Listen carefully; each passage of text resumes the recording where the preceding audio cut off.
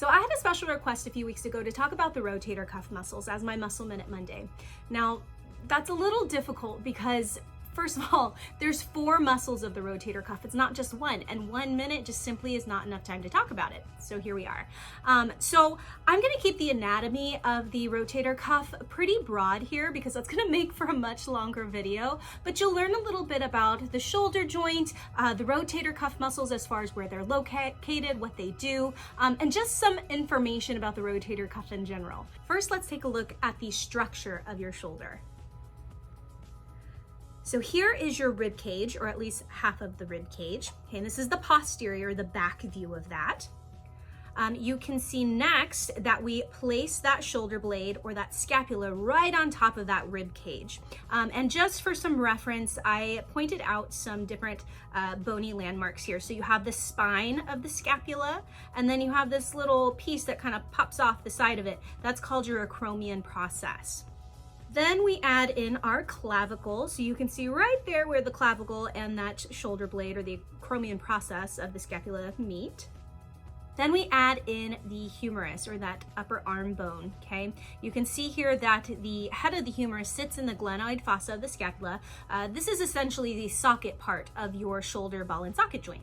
A closer view here, this is the anterior view or the front view of the body. That little, I know it's tough to see, but that little shallow dome area of your scapula, that is the glenoid fossa. Again, that's the socket part of your ball and socket joint. Now let's add in the muscles of the rotator cuff. And an easy way to remember these 4 different muscles is to call them the sits muscles. So the first muscle we have is the supraspinatus, which sits right on top of the shoulder blade above the spine of the scapula. Now this is responsible for abduction or abduction of the shoulder, or essentially raising the arm up like this. The next muscle is the infraspinatus, which also sits on top of the shoulder blade, but it sits under the spine of the scapula. This muscle laterally rotates the arm, or rotating it away from the body. It also transversely abducts, which is essentially where you bring your upper arm away from the chest. Then we have the teres minor, which attaches from the scapula to the humerus, and just like that infraspinatus, the teres minor laterally rotates the arm. Lastly, we have the subscapularis. Now this muscle sits underneath the scapula and attaches to the humerus. So if you notice here, this is now the anterior or the front view of the body. And that muscle, that subscapularis, is sitting in between the scapula and in between the rib cage. Now the subscap is responsible for medial rotation of the arm, or internally rotating the arm in. And all of these muscles stabilize that arm at the shoulder joint. Now what's really interesting about the shoulder joint is that at any one time, only about 1/3 of that humeral head is sitting into that glenoid fossa. So if you imagine the glenoid fossa, remember this is the part of the scapula, that's the socket part of the ball and socket joint. And then we have our humerus, let's say this is the humerus, and that humeral head, or that upper arm bone, so it's this side. Only 1/3 of that humeral head is touching that socket joint anytime it moves, okay? So this is really great for mobility. It allows us to move our arms in all these different crazy directions, but at the same time, we're sacrificing stability, okay? So this is where our rotator cuff, or those sits muscles, come into play.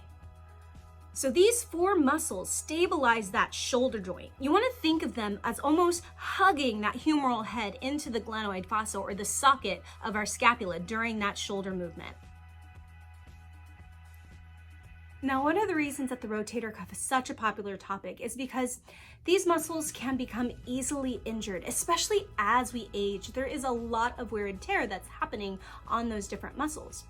And if you have an injury in your rotator cuff, you might feel things like a deep, dull ache in your shoulder. It might be difficult to sleep on that side. It might be difficult for you to do things like comb or brush your hair, put your arm behind your back. You might even have some weakness and fatigue in that arm. Now, rotator cuff syndrome is kind of an all-inclusive term for injury in the rotator cuff, such as a tear to the supraspinatus, which is a pretty common one that happens. So if you look at that muscle, you'll notice a bony area called your acromion process, which sits over the tendon of the supraspinatus, kind of like a roof. And as you move your arm, that space narrows. Now think of all the positions that you put your body in every single day, okay? Think about working at a desk in a hunched position. Maybe you're a new mom and you're breastfeeding or just feeding your baby. Maybe you like to work out and you're having this constant overhead repetitive movement of the arm like weightlifting every day. Or maybe you're just not in the best postural positions.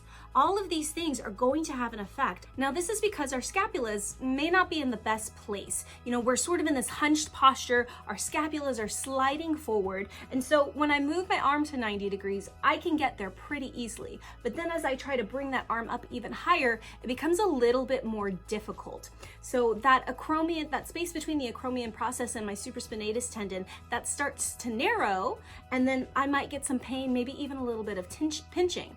And so being in this position and creating those arm movements like we would in our everyday lives, that's going to create a lot of wear and tear on those different rotator cuff muscles. Now try this with me. Let's go ahead and straighten the spine. Let's glide those shoulder blades back and down and go ahead and begin to move that arm. You can see this movement becomes much more easy. It's a lot less difficult. So just by addressing that thoracic spine, our rib cage moves, our scapulas glide back, and there's more freedom for movement of those scapulas and that arm.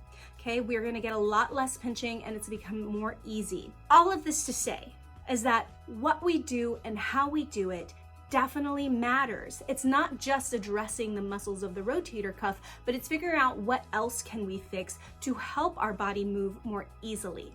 And I want to make it clear, just by doing this one thing, depending on your situation and your own rotator cuff pain experience, this may not stop your rotator cuff pain, okay? But it's a start. It's something to be aware of. You kind of want to think of it as preventative maintenance. And of course, you always want to make sure that you're working with a professional who can correctly diagnose you, such as your healthcare provider or physical therapist. So hopefully that shed a little light about the rotator cuff, about what the muscles are and what they do for your body. And if you like this video, please leave me some comments below or share it with a friend.